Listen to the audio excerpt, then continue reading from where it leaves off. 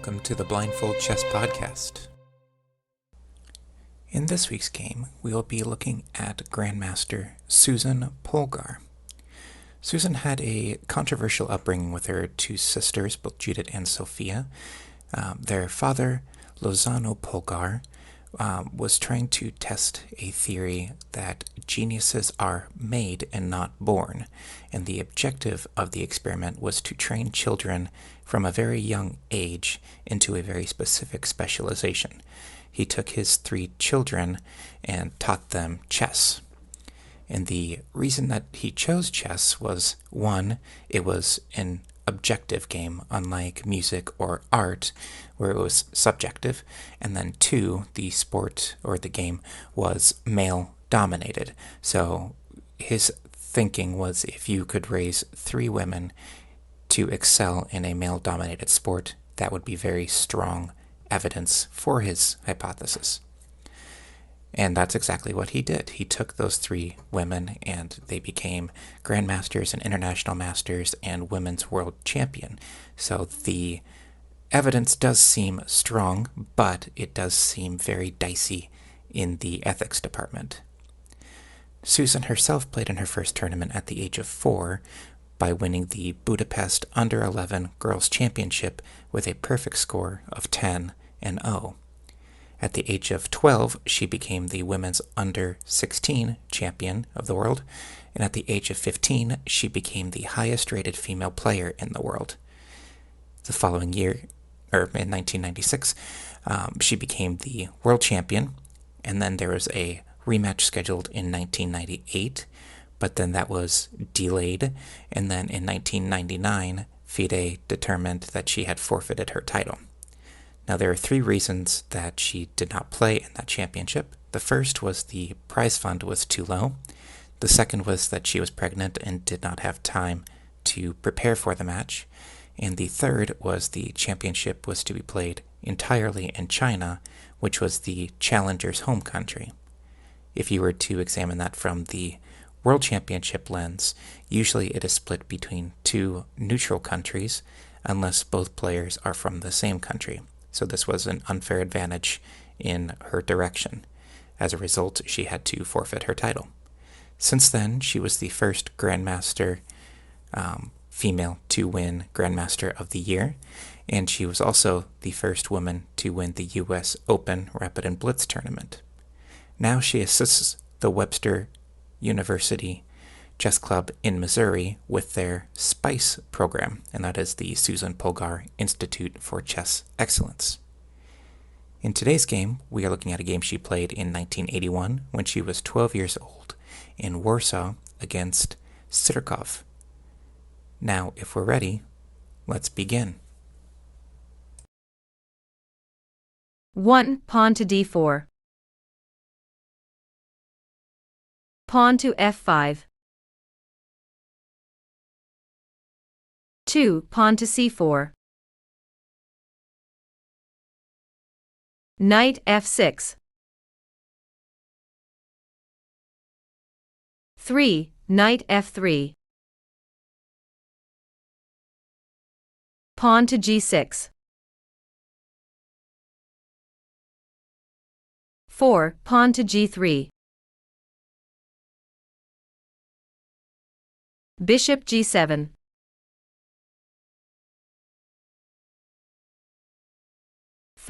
Bishop g2. Castles kingside.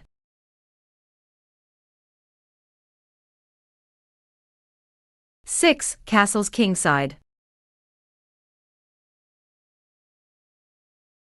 Pawn to d6.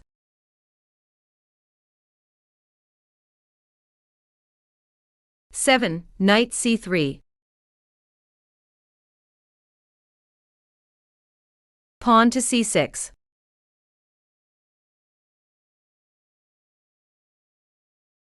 8. Pawn to d5. Pawn to e5.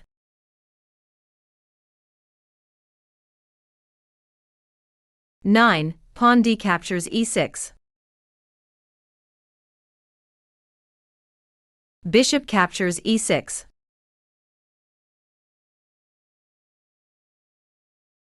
10. Queen d3. What two pawns is white defending by moving the queen to d3? That would be the pawn on e2 and the pawn on c4.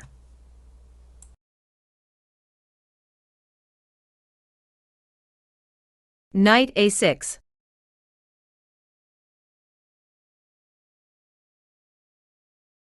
11. Knight g5.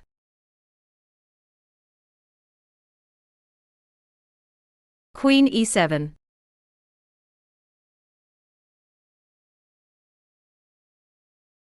12. Bishop f4.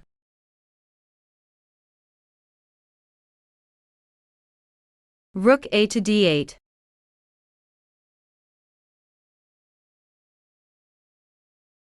13. Rook f to d1. Knight e8. There is a lot of activity on one specific square. What square is that? That is the pawn on d6. For bonus points, how many white pieces are attacking d6 and how many black pieces are defending d6?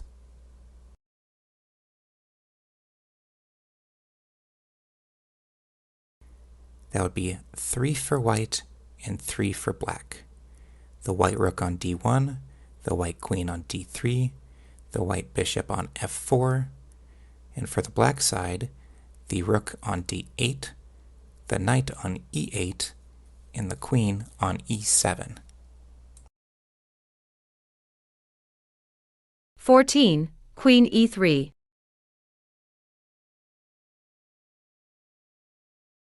Knight c5.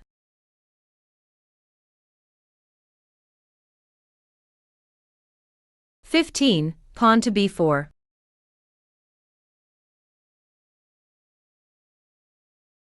Knight e4.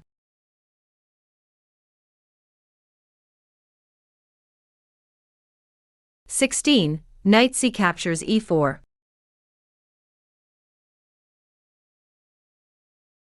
Bishop captures a1.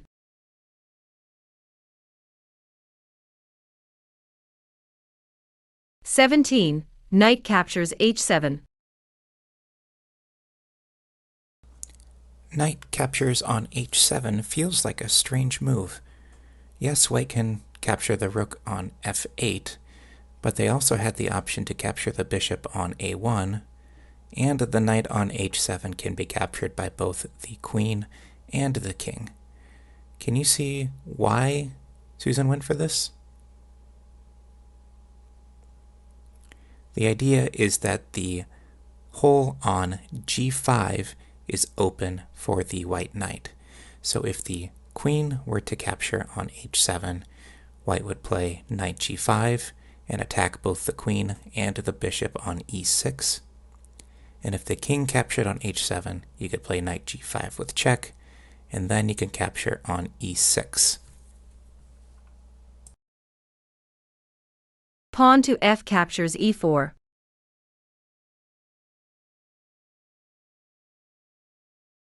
18. Knight captures f8.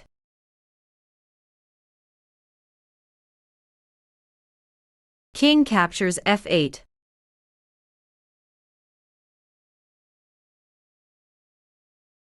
19. Rook captures a1.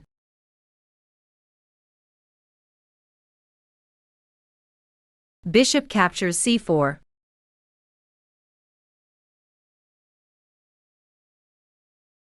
20. Bishop g5.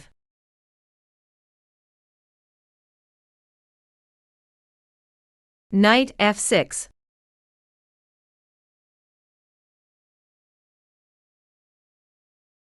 21. Queen d4. Black resigns.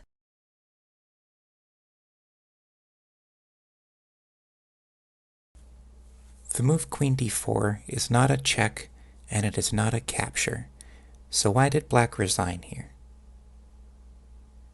That would be the double attack on the knight on f6 and the bishop on c4. When white picks up one of those pieces, they will have a clear winning advantage. I like these games that are full of tactics. You can try to see all the different possibilities, and sometimes the move order is critical in depending upon which piece you capture at what particular time. But that's just what kind of makes chess a very beautiful game to play. So that is all that we have for this week. Tune in next time where we will look at another game from the Masters, past and or present, or we may throw in something a little different next week.